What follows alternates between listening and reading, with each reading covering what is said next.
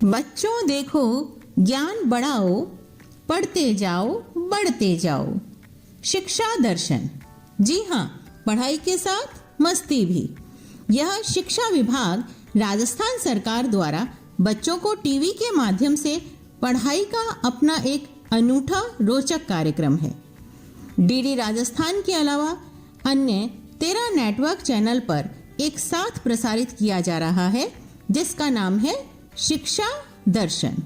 इसके अंतर्गत आप कक्षा 1 से 12 तक वीडियो के माध्यम से अध्ययन कर सकते हैं।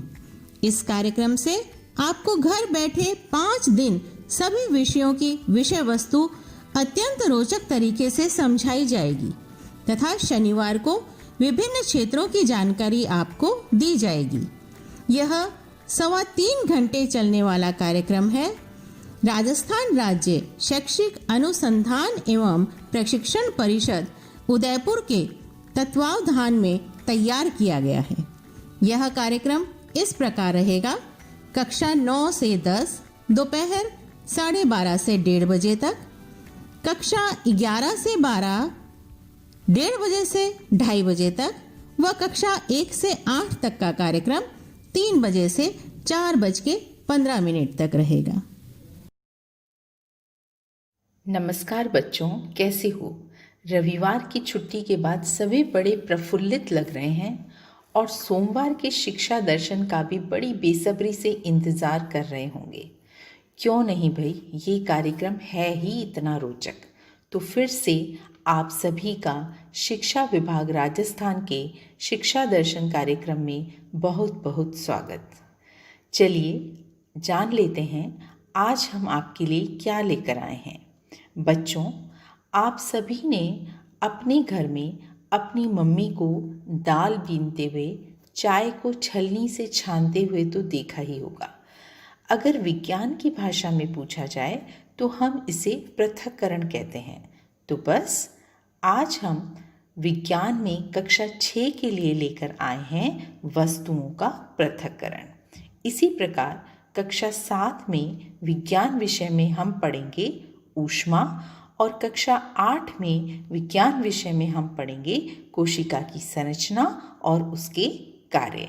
तो चलिए कॉपी पेन लेकर हो जाइए तैयार और मुख्य मुख्य बातों को लिखते जाइए। तो शुरू करें हम पाठ।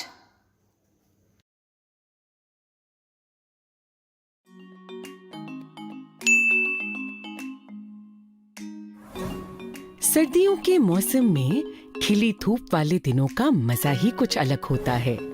ऐसे ही एक दिन साहिल स्कूल जाते समय बहुत उत्साहित था। साहिल स्कूल की तरफ जा रहा था कि रास्ते में उसे सभी दोस्त भी मिल गए। साहिल, आज तो तुम बहुत उछल कूद कर स्कूल जा रहे हो।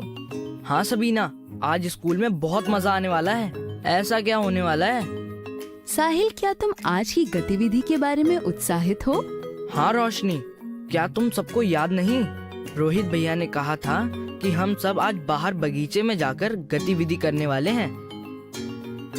जैसे ही पहले पीरियड की घंटी बजी, रोहित भैया कक्षा में आए और उन्होंने सभी बच्चों से एक पंक्ति बनाकर बगीचे में चलने के लिए कहा।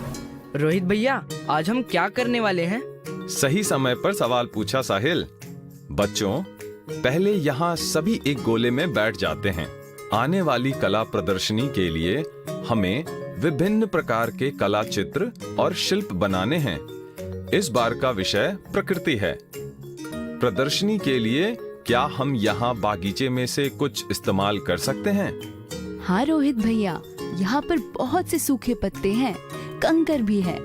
हम इन सब चीजों से बहुत कुछ बना सकते हैं। तो चलो पहले यह सामान एकत्रित करते हैं। सभी मिलकर सूखे पत्ते और छोटे छोटे कंकड़ एकत्रित करने में जुट गए। रोहित भैया ने एक बड़ा सा टब लाकर बगीचे में रख दिया। सभी बच्चों ने चुने हुए सामान को टब में डालना शुरू कर दिया। रोहित भैया, इस टब में सूखे पत्ते, कंकर और मिट्टी मिश्रित हो गए हैं। हाँ, हमें कला वस्तुएं बनाने में परेशानी हो सकती है। हमें इन सभी पदार्थों को अलग अलग करना चाहिए। मुझे अमन का सुझाव अच्छा लगा। हम इन सभी पदार्थों को पृथक कर सकते हैं। भैया, पृथक क्या होता है? साहिल, जब हम किसी पदार्थ को किसी मिश्रण से अलग करते हैं, उसे पदार्थों का पृथक्करण या पदार्थों को पृथक करना कहते हैं। रोहित ने सोचा, ये बहुत अच्छा मौका है सभी से पदार्थों के पृथक्करण के बारे में बात करने का। बच्चों, क्या कोई बता सकता है कि हम इस मिश्रण का पृथक्करण किस प्रकार करेंगे? यह तो आसानी से हो जाएगा। हम पत्ते उठाकर एक जगह रख सकते हैं और कंकड़ एक जगह। नीचे बस फिर मिट्टी रह जाएगी। बिल्कुल सही कहा सबीना।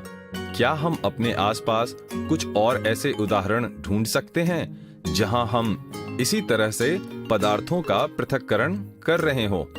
हाँ, माँ जब बाजार से थैले में भर के सब्जी लाती है तो सारी सब्जियाँ एक साथ मिल जाती हैं। मैं थैले से निकाल कर उन्हें अलग अलग टोकरियों में रखती हूँ। मेरे पिताजी जब चावल बनाते हैं तो पहले वो चावल के दानों को साफ करते हैं। वे हाथ से छोटे छोटे कंकड़ निकालकर अलग कर देते हैं और फिर पानी से धोकर धूल अलग कर देते हैं। अरे वाह, आप सभी ने बहुत ही अच्छे उदाहरण दिए। यह सब पदार्थों के पृथक्करण के ही उदाहरण हैं।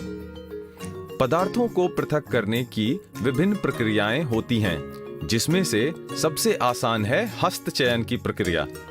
इसका अर्थ है पदार्थों को हाथों से पृथक करना। पर क्या आप सोच सकते हो कि अगर पदार्थ सब्जियां या चावल के दाने ना होकर कुछ और छोटे आकार के पदार्थ हुए, तब हम उनका पृथक्करण किस प्रकार करेंगे? हाँ, मुझे मालूम है।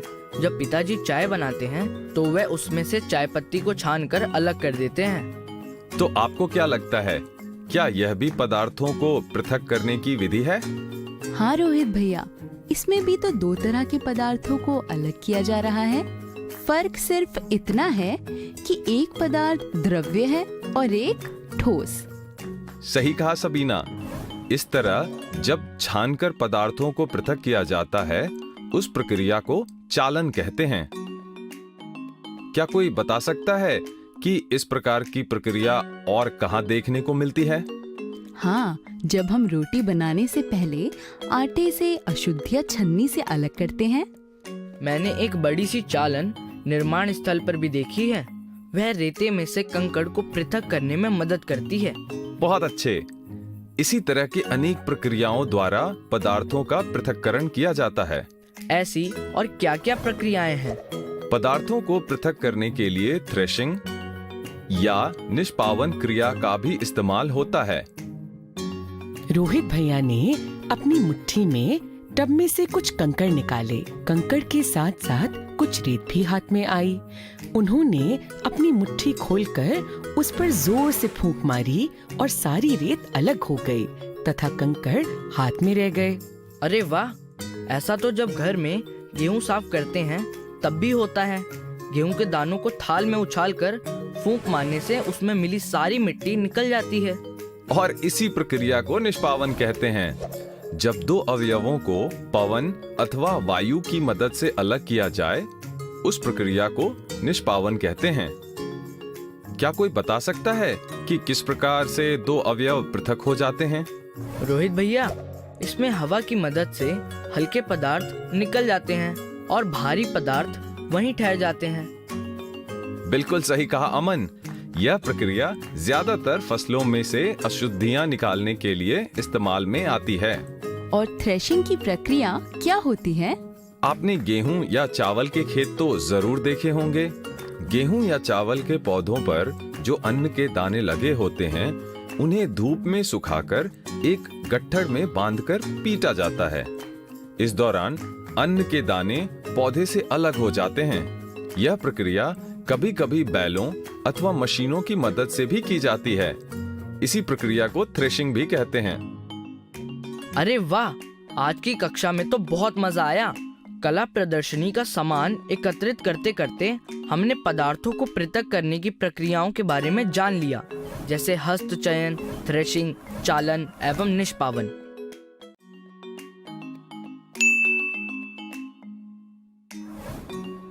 प्रकृति भ्रमण के दौरान सभी बच्चों ने पदार्थों के पृथक्करण के बारे में सीखा।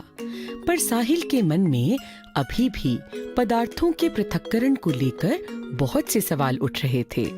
साहिल यह सब सोचते हुए घर की तरफ जा रहा था। पदार्थ तो अलग अलग प्रकार के होते हैं। क्या हर मिश्रण में से पदार्थों को किसी न किसी प्रकार अलग किया जा सकता है? साहिल ये सब सोचता सोचता घर पहुंचा। आज का दिन कैसा रहा बेटा? बहुत अच्छा माँ। आज कला प्रदर्शनी के लिए हम सब कुछ सूखे पत्ते तथा कंकड़ इकट्ठा करने गए थे और वहीं पर रोहित भैया ने हमें विभिन्न पदार्थों के मिश्रण को अलग अलग करना बताया। अरे वाह, आज की कक्षा फिर बागीचे में ही हो गई। पदार्थों को मिश्रण में से अलग करना, उसकी क्या जरूरत है? तो क्या चाय पत्ती के साथ पियोगी? साहिल, रिया कुछ सीखना चाहती है, ठीक से समझाओ बेटा। सॉरी माँ। मुझे नहीं, रिया को। सॉरी रिया। रिया, क्या तुमने घर पर कभी चावल या दाल को बनते देखा है? हाँ भैया, पापा या माँ जब भी खाना बनाते हैं मैंने सब देखा है। तो जब चावल बनाने हैं तो सबसे पहले क्या करते हैं? सबसे पहले चावल को एक बड़ी थाली में लेकर उनमें से कंकड़ या पत्थर या कोई और अशुद्धियों को निकाला जाता है। तो चावल और अशुद्धियाँ, यह एक मिश्रण है। क्या उनको अलग अलग करना जरूरी है? हाँ, हम चावल में मिली अशुद्धियाँ थोड़ी ही खाएंगे। तो इसीलिए मिश्रण से पदार्थों को अलग करना जरूरी है। और ऐसा जरूरी नहीं कि मिश्रण में कोई पदार्थ हानिकारक या कोई उपयोगी। कभी कभी दोनों ही पदार्थ उपयोगी हो सकते हैं। जैसे जब माँ मक्खन बनाती है तो मैं मक्खन भी खा लेती हूँ और अलग हुआ मट्ठा भी। साहिल और रिया बहुत जोर से हंसते हैं। अगर दोनों भाई बहन का हंसी खेल हो गया हो तो मेरे और पिताजी की मदद करोगे? हाँ। आज खाने में क्या बन रहा है? साहिल, आज खाने में बिरयानी और पकौड़े बन रहे हैं। माँ, पकोड़ों के साथ चटनी नहीं मिलेगी क्या? बिल्कुल बनेगी। आज हम चक्का दही बनाएंगे। पिताजी बिरयानी की तैयारी में लग गए और माँ बिरयानी में डलने वाली सब्जियां काटने लगी। साहिल, जरा मुझे एक बड़ा बर्तन तो देना। चावल से सभी कंकड़ पत्थर तो अलग हो गए हैं, कुछ और छोटी अशुद्धियां पानी से धोकर निकल जाएंगी। साहिल बड़े गौर से पिताजी को चावल को धोते हुए देख रहा था। उसने देखा कि पानी की मदद से भी बहुत सी अशुद्धियां चावल से निकल गईं। उसने झट से पिताजी से ये सवाल पूछ लिया। पिताजी, आज स्कूल में मैंने पदार्थों के पृथक्करण के बारे में जाना, जैसे हाथ से कंकड़ पत्थरों को अलग करना, हवा की मदद से धूल को अलग करना। पर ये पानी की मदद से अशुद्धियां निकालना, ये कौन सी प्रक्रिया होती है? साहिल, हम रसोई घर में ज्यादातर इसी तरह से चीजों को साफ करते हैं, जैसे चावल, दाल और सब्जियों को साफ करना। और जहाँ तक मुझे याद है, इस प्रक्रिया को हम अवसादन तथा निस्तारण बोलते हैं। एक ही प्रक्रिया के दो नाम? अरे नहीं साहिल, देखो, जब आप पानी एवं दाल या चावल को मिलाते हो तो कुछ कण ऊपर तैरने लग जाते हैं और कुछ कण नीचे बैठ जाते हैं। क्यों ना तुम इसे खुद करके देखो? साहिल एक बड़े बर्तन में चावल डालता है और उसमें पानी डालता है। वह देखता है कि छोटी छोटी अशुद्धियां पानी में ऊपर तैरने लगीं और चावल बर्तन की सतह पर बैठ गए। जब भारी पदार्थ नीचे बैठ जाते हैं, उस प्रक्रिया को अवसादन कहते हैं और अंग्रेजी में इसे सेडिमेंटेशन कहते हैं। अरे वाह, इस तरह से तो न सिर्फ ठोस मिश्रण पृथक हो सकते हैं, बल्कि द्रव्य और ठोस के मिश्रणों को भी पृथक किया जा सकता है। यह तो बड़ा आसान है। अब मैं बर्तन टेढ़ा करके पानी समेत यह सब अशुद्धियां निकाल देता हूँ। बिल्कुल सही साहिल। और क्या तुम्हें मालूम है, इस प्रक्रिया को निस्तारण बोलते हैं। अरे वाह, हमारा रसोई घर तो एक प्रयोगशाला की तरह लग रहा है। यहाँ पर कितना कुछ है जो हम कक्षा में सीखते हैं। अच्छा, अब प्रयोग ही करते रहेंगे या मेरी भी कुछ मदद करोगे? माँ, हम चक्का दही कैसे बनाएंगे? बहुत आसान है। इस दही में से सारा पानी अलग करना है, बस। माँ, इसमें भी तो दो द्रव्य पदार्थों को अलग किया जा सकता है। क्या मैं कोशिश करूँ? साहिल ने बर्तन टेढ़ा करके पानी निकालने की कोशिश की, पर पानी की एक बूंद भी अलग नहीं हुई। बेटा, यहाँ निस्तारण और अवसादन की प्रक्रिया नहीं, दही से पानी अलग करने के लिए हमें कपड़े में दही को थोड़ी देर तक रखेंगे और कपड़ों के छिद्रों में से सारा पानी अलग हो जाएगा और चक्का दही तैयार हो जाएगा। अरे वाह, यह एक और तरीका है दो पदार्थों को अलग करने का। और इसे निस्यंदन यानी फिल्टर करना बोलते हैं। यहाँ कपड़ा एक फिल्टर की तरह काम कर रहा है। माँ, हम इतना सब कुछ बना रहे हैं, हम कुछ पीने के लिए भी बनाते हैं। माँ, नींबू पानी बनाते हैं, वह तो मुझे भी बनाना आता है। अच्छा ठीक है, जब तक आपके पिताजी और मैं खाना लगाते हैं तब तक आप दोनों नींबू पानी तैयार कर लो। रिया, पहले बहुत थोड़ा सा पानी लो, इसमें चीनी घोलो, तब तक मैं नींबू लेकर आता हूँ।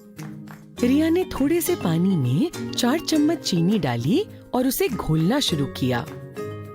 साहिल भैया, मैं बहुत देर से इसे घोल रही हूँ, पर बची हुई चीनी गल ही नहीं रही। तुमने पानी बहुत कम लिया है, थोड़ा और पानी डालकर देखो। थोड़ा और पानी डालते ही बाकी बची हुई चीनी भी घुल गई। अरे, ये चीनी तो घुल गई, पर कम पानी में ये चीनी क्यों नहीं घुल रही थी? माँ ने ये सब सुना और वो रिया और साहिल के पास आईं, क्योंकि यह घोल अब संतृप्त विलयन है। संतृप्त विलयन मतलब? पानी की कुछ मात्रा में सिर्फ कुछ ही चीनी घुल पाएगी। जब पानी में चीनी घुलना बंद हो जाए, मतलब कि वह संतृप्त विलयन है। माँ, अब मेरी बुद्धि का भी संतृप्त विलयन हो गया है और पेट खाली। सभी हंसने लगते हैं और खाना खाने की तैयारी में लग जाते हैं। तो देखा, आज रिया और साहिल ने माँ पिताजी की मदद करने के बहाने बहुत सी बातें सीखी। आप भी अपने घर में ही विज्ञान की बहुत सी बातें सीख सकते हो।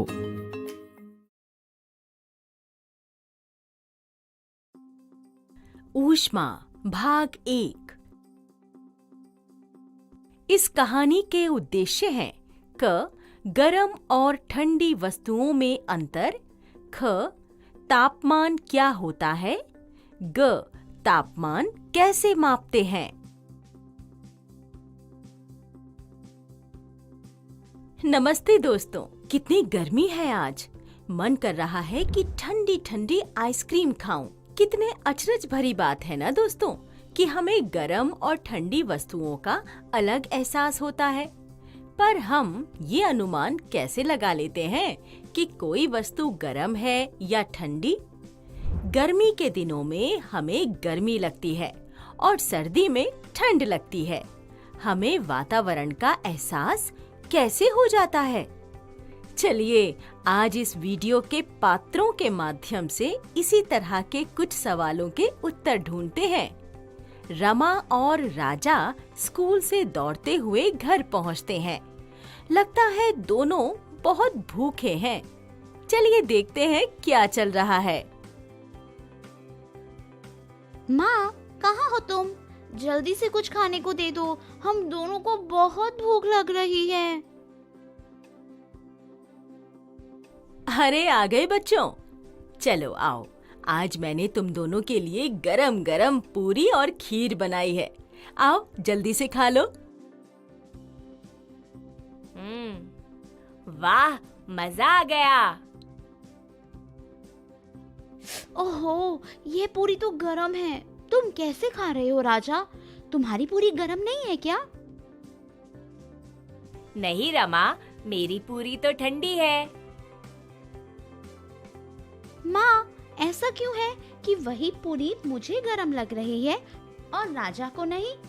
हमें बहुत गरम या कम गरम का एहसास कैसे हो जाता है? पहले अपनी पूरी को फूंक कर ठंडी कर लो, फिर हम मिलकर एक प्रयोग करते हैं। दोस्तों, क्या आपको गरम खाना अच्छा लगता है या ठंडा? बहुत गरम खाने से तो मुंह ही जल जाता है। मैंने इन 3 बर्तनों में पानी भरा है। क्या अब तुम बता सकते हो कि कौन से बर्तन का पानी सबसे गर्म है? हाँ, ये दूसरे वाले बर्तन का पानी सबसे गर्म है, क्योंकि उसमें से भाप निकल रही है। ओह, कितना ठंडा है। और ये ना ठंडा है ना गरम। तो क्या हम किसी भी चीज को छूकर पता लगा सकते हैं कि वो ठंडी है या गरम? नहीं राजा, मुझे लगता है कि वह खतरनाक हो सकता है। जैसे अभी अगर तुम गर्म पानी में हाथ डालते तो तुम्हारा हाथ जल सकता था। हाँ, सही बोली तुम रमा, क्योंकि कई चीजें अत्यंत गर्म या ठंडी हो सकती हैं और उन्हें छूना संभव नहीं होता। हाँ, जैसे बर्फ। हाँ, बर्फ कितनी ठंडी होती है। कुछ देर पकड़ने से हाथ ही सुन्न हो जाता है। पर अगर कभी हम बर्फ के टुकड़ों को उठाते हैं तो वह जल्दी पिघल भी तो जाते हैं। हाँ, सोचो क्यों रमा? क्योंकि हमारे शरीर की गर्मी या वातावरण की गर्मी उसे पिघला देती है। अच्छा, इसका मतलब है कि यह जानने के लिए कि कौन सी चीज कितनी गर्म है या ठंडी, हम सिर्फ अपनी इंद्रियों पर भरोसा नहीं कर सकते। दोस्तों, किसी वस्तु की निश्चित ऊष्मा उसके ताप से समझी जाती है, पर हम ताप कैसे मापते हैं? क्या हुआ राजा, खांस क्यों रहे हो? सुबह से बदन दर्द कर रहा है माँ। अरे, तुम्हारा माथा तो गर्म नहीं लग रहा। ठहरो, मैं थर्मोमीटर लाती हूँ। राजा, तुम्हें बुखार तो नहीं है? मैं तुम्हारे लिए अदरक वाली चाय बना लाती हूँ। रमा, तब तक तुम इस थर्मोमीटर को धोकर रख दो। इस थर्मोमीटर से कैसे पता लगता है कि हमें कितना बुखार है? इतनी छोटी सी कांच की ट्यूब है। कैसी हो रमा?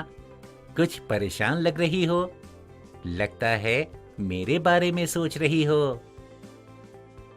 हाँ, मुझे अपने बारे में कुछ बताओ।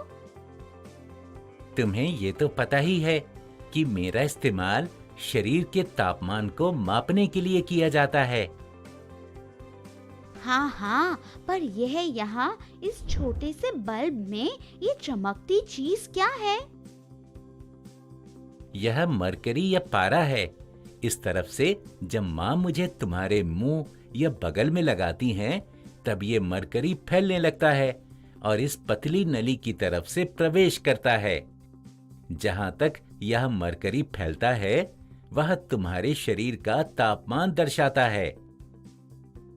यह तुम्हारे ऊपर C और F क्यों लिखा है? रमा, लंबाई को मापने की क्या इकाई है? सेंटीमीटर, मीटर आदि। सही। और ताप मापने के लिए डिग्री सेल्सियस और डिग्री फ़ारेनहाइट की इकाई का इस्तेमाल होता है।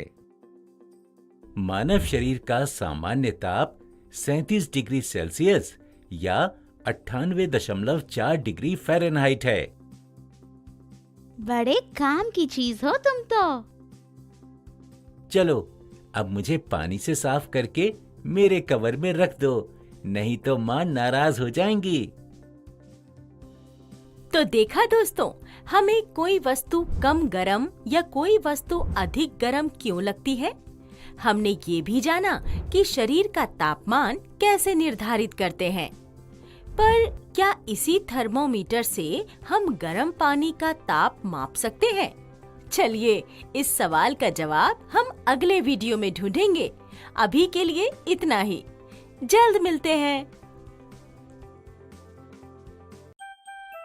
ऊष्मा भाग 2। नमस्कार दोस्तों, कैसे हैं आप सब? मुझे तो कुछ दिनों से बुखार था। डॉक्टरी थर्मोमीटर पर तापमान 100 डिग्री सेल्सियस था, जो सामान्य से 2 डिग्री सेल्सियस ऊपर है। क्या आप सबको हमारे शरीर का सामान्य तापमान याद है? हाँ, मानव शरीर का सामान्य तापमान 37 डिग्री सेल्सियस या 98.4 4 डिग्री फ़ारेनहाइट होता है। आप सब भी अब थर्मोमीटर के उपयोग के बारे में जानते हैं, पर क्या हम डॉक्टरी थर्मोमीटर से गर्म पानी का तापमान माप सकते हैं? गर्म चीजें ठंडी और ठंडी चीजें गर्म कैसे हो जाती हैं? आइए इस कहानी के माध्यम से ऐसे ही कुछ सवालों के जवाब ढूंढते हैं। इस कहानी के उद्देश्य हैं: क प्रयोगशाला तापमापी, ख ऊष्मा का प्रवाहित होना, ग चालक और कुचालक। रवि बेटा, जल्दी से दूध पी लो, नहीं तो ठंडा हो जाएगा।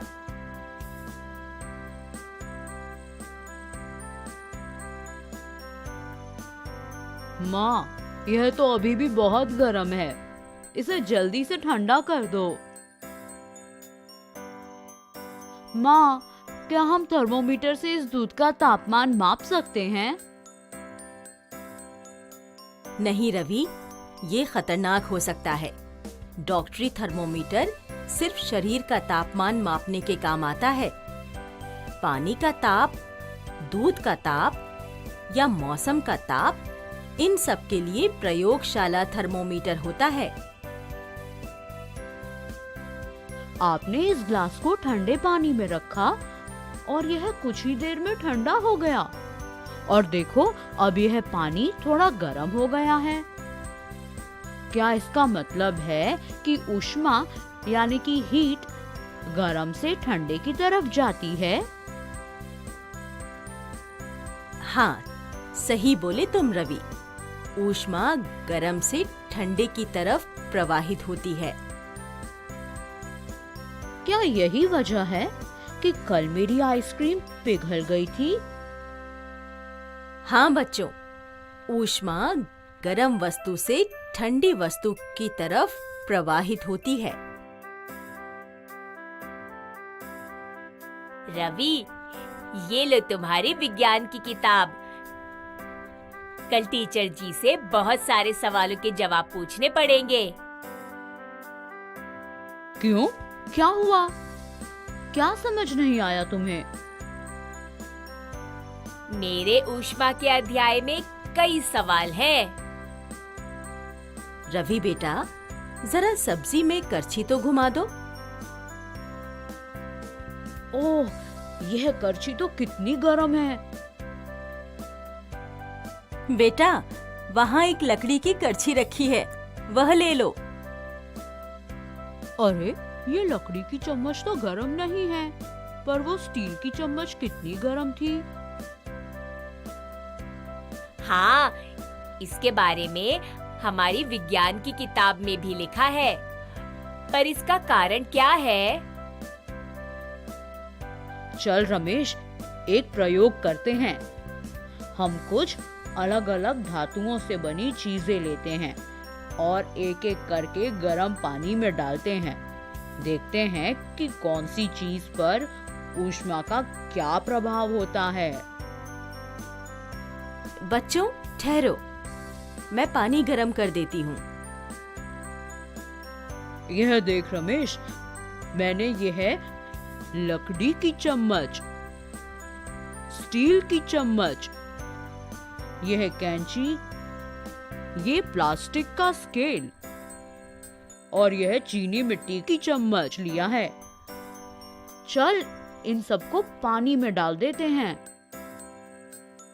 ये देख रवि, स्टील की चम्मच कितनी गर्म हो गई, और ये प्लास्टिक, लकड़ी और चीनी मिट्टी की चीजें तो गर्म ही नहीं हुई हैं। यह लोहे से बनी कैंची तो कितनी गर्म हो गई है। हाँ रमेश, मैंने देखा कि जब हम बगीचे में खेलते हैं तो वह लोहे की फिसल पट्टी भी तो कितनी गर्म हो जाती है। तो इसका मतलब है लकड़ी, प्लास्टिक आदि में एक सिरे से दूसरे सिरे तक ऊष्मा प्रवाहित नहीं होती है। और स्टील, लोहा में ऊष्मा प्रवाहित होती है। सही निरीक्षण है। शाबाश बच्चों। जिन वस्तुओं में ऊष्मा प्रवाहित होती है उन्हें चालक यानी कंडक्टर्स कहते हैं, और जिन वस्तुओं में ऊष्मा प्रवाहित नहीं होती उन्हें कुचालक यानी इंसुलेटर्स कहते हैं। अच्छा, तभी कई बर्तनों के हैंडल यानी पकड़ने का स्थान प्लास्टिक के होते हैं, ताकि जब बर्तन में कोई गर्म चीज पक रही हो तो उसका पकड़ने का स्थान गर्म ना हो और हमारे हाथ ना जलें। हाँ, सही कह रहे हो। सूरज भी तो कितनी गर्मी देता है और उसकी वजह से हवा और नदी, समुद्र आदि का पानी गर्म हो जाता है। तो क्या हवा और पानी ऊष्मा के चालक हैं या कुचालक?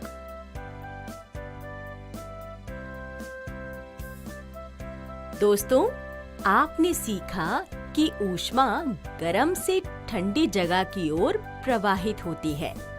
जिन वस्तुओं से ऊष्मा प्रवाहित होती है उन्हें चालक कहते हैं, जैसे लोहा, और जिन वस्तुओं से ऊष्मा प्रवाहित नहीं होती उन्हें कुचालक कहते हैं। पर रवि के प्रश्न का उत्तर क्या हो सकता है कि हवा और पानी से ऊष्मा प्रवाहित होती है या नहीं? चलिए, इस प्रश्न का उत्तर हम अगले वीडियो में ढूंढेंगे। जल्द मिलते हैं।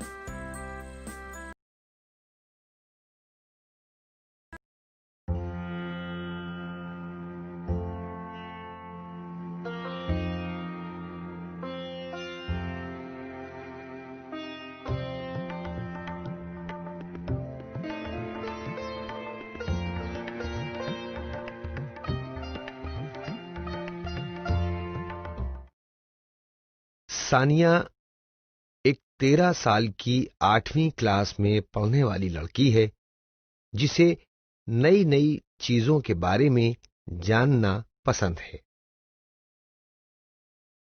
कबीर सानिया का बड़ा भाई, जिसकी उम्र 14 साल है, वो 9वीं क्लास में पढ़ता है और सानिया को नई नई चीजें समझने में मदद करता है। मम्मी जी, सानिया की मम्मी, जिनकी उम्र लगभग 40 साल है, जो कि शहर में रहती हैं, वो सानिया को नई चीजें खोजने, जानने में मदद करती हैं।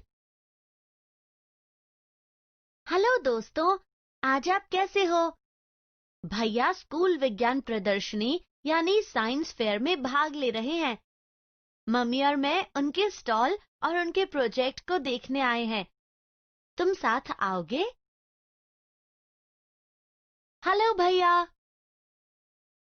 हेलो सानिया। वाह, आपका प्रोजेक्ट इतना खूबसूरत है भैया।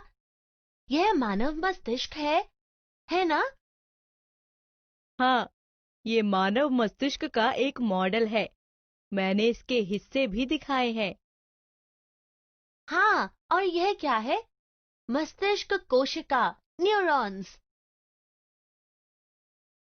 ओह, यहाँ मैं उन तंत्रिका यानी कि कोशिकाओं को दिखा रहा हूँ, जिससे मस्तिष्क यानी कि दिमाग बना है।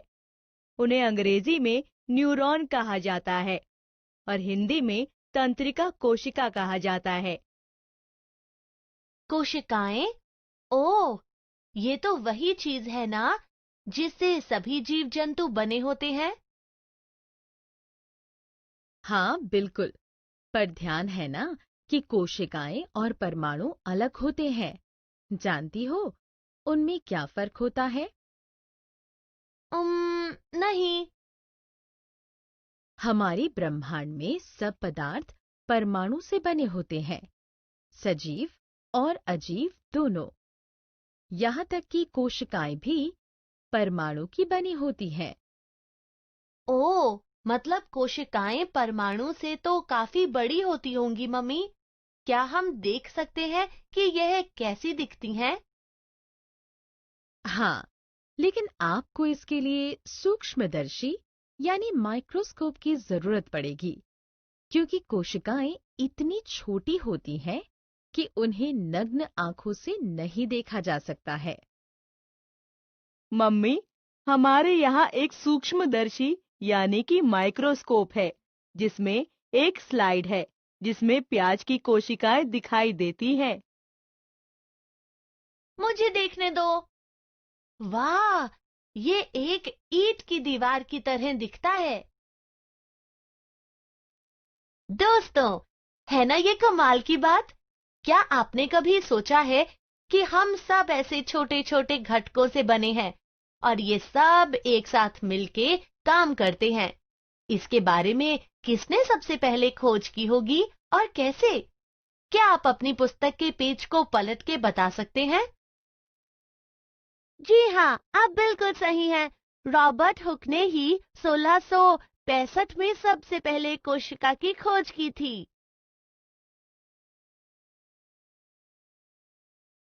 कबीर के स्टॉल पर लगे पोस्टर में से एक पर सानिया ने जूते जैसी संरचना देखी, जिस पर लिखा था पैरामीशियम। देखो भैया, यह जीव जूते जैसा दिख रहा है। हाँ, ये पैरामीशियम है, एक कोशिकीय जीव। एक कोशिकीय जीव? हाँ, वो जीव जिसमें सिर्फ एक कोशिका होती है। सिर्फ एक कोशिका? आपका मतलब है उनका कोई अंग नहीं है, फिर वे कैसे जीवित रहते हैं? ये जीव अपने एक कोशिकीय वाले शरीर के माध्यम से भोजन ग्रहण करने और पचाने, मल त्याग करने जैसे सभी कार्य करते हैं। ओह, ये बहुत कुशल होते हैं। दोस्तों, अब आप जानते हैं कि एक कोशिकीय जीव क्या है। क्या आप अनुमान लगा सकते हैं कि बहुकोशिकीय जीव क्या होंगे? क्या आप किसी भी सामान्य उदाहरण के बारे में सोच सकते हैं? बहुकोशिकीय जीव जैसे घोड़ा, बकरा, गाय आदि जानवर, जो कि अलग-अलग कोशिकाओं से बने होते हैं। आप भी कुछ बहुकोशिकीय जीव बताएं। मम्मी, अगर हमारे शरीर और अंग कोशिकाओं को जोड़कर बने हैं, तो हमारे अंग और शरीर अलग-अलग कैसे दिखते और काम करते हैं? मेरा मतलब है, उनमें से प्रत्येक का आधार घटक समान है, एक कोशिका, है ना? बेटा, ये सच है कि सभी जीव कोशिकाओं से बने होते हैं, लेकिन ये कोशिकाएं अलग-अलग प्रकार की होती हैं। वे एक जैसी नहीं दिखती और ना एक जैसे कार्य करती हैं। उदाहरण के लिए, रक्त कोशिका का आकार और माप मस्तिष्क कोशिका के आकार और माप से भिन्न होगा। ओह, दोस्तों, अब आप जानते हैं कि सभी जीव अलग-अलग प्रकार की कोशिकाओं से बने होते हैं।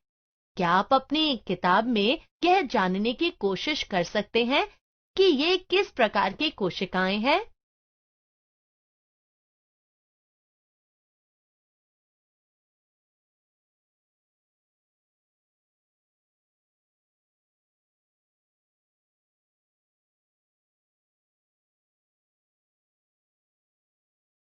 मम्मी, मैं सोच रही थी, क्या हाथी और जिराफ जैसे बड़े जीवों में बड़े आकार की कोशिकाएं होंगी?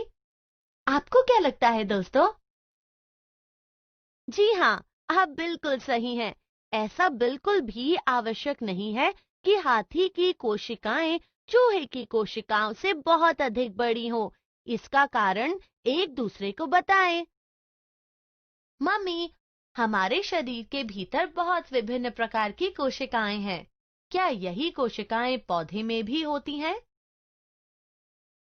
पौधों की कोशिकाएं भिन्न होती हैं। सभी पौधों की कोशिकाएं एक ही आकार और प्रकार की होती हैं। पौधों की विभिन्न आवश्यकताओं को ध्यान में रखते हुए पौधों की कोशिकाओं में कुछ अतिरिक्त संरचनाएं होती हैं। उदाहरण के लिए प्रकाश संश्लेषण के लिए क्लोरोप्लास्ट और कोशिका भित्ति, जो पौधे में कंकाल की तरह काम करते हैं। हाँ सानिया, इस पोस्टर को देखो। ये पौधों की कोशिकाओं और पशु कोशिकाओं के अंतर को दिखा रहा है। क्या आप ये अंतर समझ पा रहे हैं? दोस्तों, क्या आप मुझे यहाँ दिखाए गए पौधे और जानवरों की कोशिकाओं की तुलना करने में मदद कर सकते हैं? इस तालिका में अंतरों की सूची है। क्या आपको यह सही लग रहा है?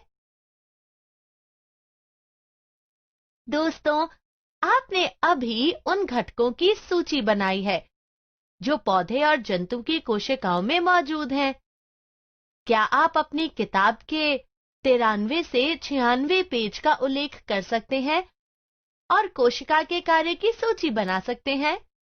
1 झिल्ली, 2 कोशिका भित्ति, 3 द्वितीय, 4 केंद्रक। हमने सीखा कोशिकाएं जीवन का बुनियादी निर्माण खंड हैं। कोशिकाएं नग्न आंखों द्वारा नहीं देखी जा सकती।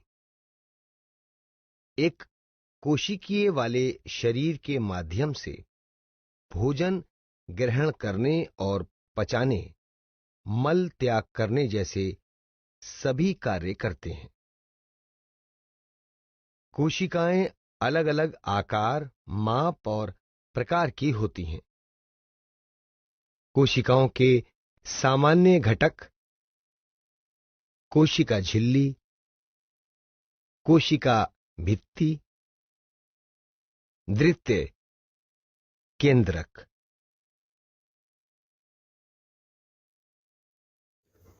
बच्चों, आज आपको पढ़कर कैसा लगा? सब समझ भी आ गया होगा और याद भी हो गया होगा। चलिए देखते हैं आज हमने क्या पढ़ा। आज हमने कक्षा 6 के विज्ञान विषय में वस्तुओं का उनके उपयोग और गुण के आधार पर पृथक करना अर्थात वस्तुओं का पृथक्करण पढ़ा। कक्षा 7 में हमने विज्ञान विषय में ऊष्मा के बारे में तथा कक्षा 8 विज्ञान विषय में हमने कोशिका की संरचना को देखा और उसके कार्यों के बारे में जाना और इन सभी के पाठ के मध्य आने वाले प्रश्नों को भी हल किया और मुख्य मुख्य बातों को भी अपनी कॉपी में लिखा। उनका दोहरान अवश्य करना है हमें। अब हम देखते हैं कल हम आपके लिए क्या लेकर आ रहे हैं। कल हम कक्षा 6, 7 व 8 के लिए लेकर आ रहे हैं विज्ञान विषय। कक्षा 6 को बताया जाएगा हमारे चारों ओर के परिवर्तन के बारे में। कक्षा 7 को आज पढ़ाए गए पाठ ऊष्मा से आगे ऊष्मा का ही अगला भाग पढ़ाया जाएगा और कक्षा 8 को पढ़ाया जाएगा दहन व ज्वाला। तो ये थे हमारे कल प्रसारित होने वाले कार्यक्रम। और हाँ, आप इन वीडियोस के माध्यम से पुनः अपने पाठ का दोहरान भी कर सकते हैं YouTube पर DD राजस्थान शिक्षा दर्शन सर्च करके। तो कल आपसे फिर मिलते हैं। धन्यवाद। बच्चों, आपको यह कार्यक्रम कैसा लगा? अपना सुझाव अवश्य दें।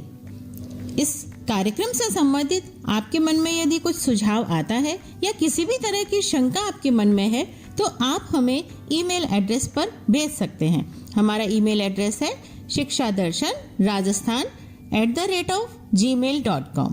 धन्यवाद।